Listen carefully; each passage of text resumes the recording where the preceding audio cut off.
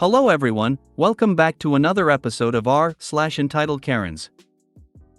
In today's episode, sister-in-law dumps her bratty kids on others every vacation. Karen refuses to wait her turn. Karens in the wild. Before we get started, make sure to subscribe so you will never miss a video. So let's get started. Sister-in-law dumps her bratty kids on others every vacation. My sister-in-law, known as Peg Bundy with money, is a stay-at-home mother who is raising my two nephews while sucking every penny and then some out of my very hard-working brother. My older nephew is mildly autistic and my younger nephew is ADHD. She has taken the path of least resistance in being a parent. Kid whines I want and instead of no just gives it to them. They're rude, entitled, and poorly behaved, particularly when she's around, as she will screech at whomever corrects their behavior. You aren't their parent, we will handle it. Okay, fine. Fast forward to today, when for the 8th year in a row they have hijacked my week at the family cabin, she screeched at me again. Scenario: my elderly aunt and mother and my partner and I are early risers. We have a quiet breakfast in the kitchen and the eldest nephew busts in being loud and interrupting any attempt at conversation, general rude behavior unrelated to autism, though that is the excuse. I taught for many years and autistic children are not inherently rude, it is learned behavior. It was decided, before Brat came down, the 4 adults were going to town to the post office and flea market. As we are preparing to leave, Peg Bundy arises at the crack of 11, comes down and starts dictating that eldest nephew should go with because he needs to get out and do something. I said no, there is only room for 4, but she can take him in later. Screech. I'm not going in. You need to step up. You are his uncle. You need to learn how to deal with autistic children.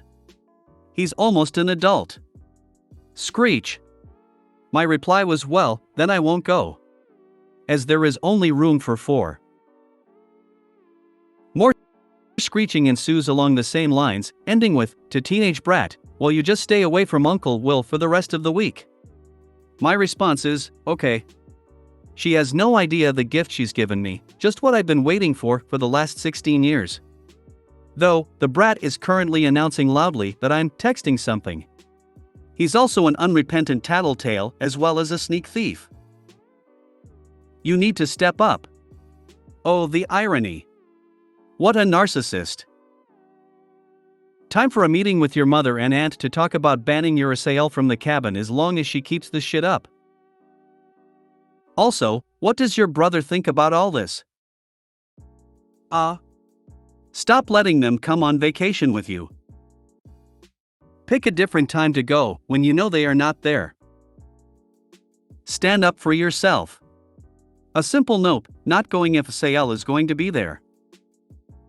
I really hope you brought some noise-canceling headphones with you. I thought the kid was like 8 or 10 but 16 and acts like this? Whoa. Good for you for standing up for yourself. What does your parents and brother say about all this? I thought it was a little kid too. Not that rude behavior should be tolerated in small children, but at least they have the excuse of they're still learning how to behave in the world. By 16 it's now part of who he is as a person. He's not going to be able to find a job, have friends, or really further his life in any way. 16 is nearly an adult. That kid will be going to university in a year or 2. They will need to care for themselves. I would put up with it once, stand up for yourself. Quit painting your brother as a suffering hero, he is an equal participant. LMAO, like WTF. Brother has no role in raising his own kid? And that's somehow okay? Time for different weeks at the family cabin. Tell them to pick a different week and they can also pay the rental fee for the lost week of income. No kids vacation rule. I had a problem with a cousin that would visit unannounced and one day her kid was out of control. I grabbed him and sat him down in the kitchen, got in his face and told him that his behavior was not acceptable and that this is my house, my rules. I made him sit there for a half hour, he apologized, and that was the last time he acted out at my house. My cousin was dumbfounded and said nothing. It's time to ban Sayel from family vacations. That time was 5 or 6 years ago. OP let Sayel's behavior go on for far too long. Record this 16-year-old tantrums, and next time Sayel tries to pawn him off and screech when you say no, just dump the video in the family chat with a simple no smiling face. Karen refuses to wait her turn. I used to work for the courts in the post-sentencing unit. Basically, folks would come out of court, pay their fines, sign up for diversion or jail time. The paperwork was always completed at that time, thus it could take a while with each client depending on the complexity of their sentence. We always had a line of people waiting to speak with one of 8 clerks. Management had to put up several signs telling people to wait to be called. Most people honored it except the Karens of this world. One day Karen comes up to me as I am finishing up paperwork from the person before her. The person had left, but I needed to do a few things before forwarding the paperwork to the jail. I asked Karen to return to the front of the line because I didn't call her up. She doesn't go back. She asks my coworker sitting next to me what my name is and where can she find my supervisor. My coworker caves to her demands and she's off to the admin area to seek out my sup. I get called in to see my sup about 15 minutes later and she shows me the written complaint Karen wrote. It was incoherent and disorganized, definitely not the writing of a stable person.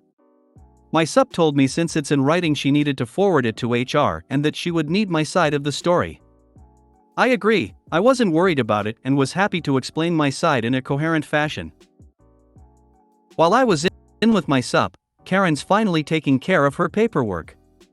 I return to my station and Karen asks to get security because she feels threatened by me. Security basically laughed at her and told her they didn't think I was a threat. HR dismissed her complaint as I acted according to policy. She didn't remember me the next time she appeared in court. This time she was on Zoom. She wanted an extension of time for a court date, but for her type of case she needs a judge's prior approval. Of course she was upset by this, so she asks for the sup. Luckily we had a new sup that always had our backs.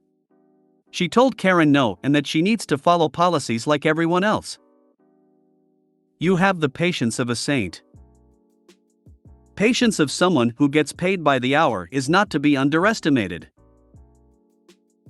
Thanks, I worked with some amazing people. They were a positive influence on me even during the exasperating moments.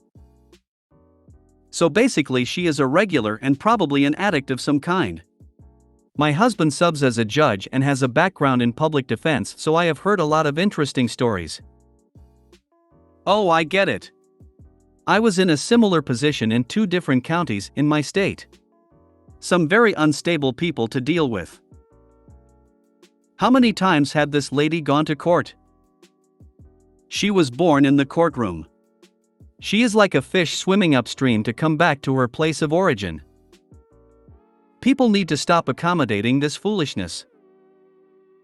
This always happens when I'm going to get my car registration up to date.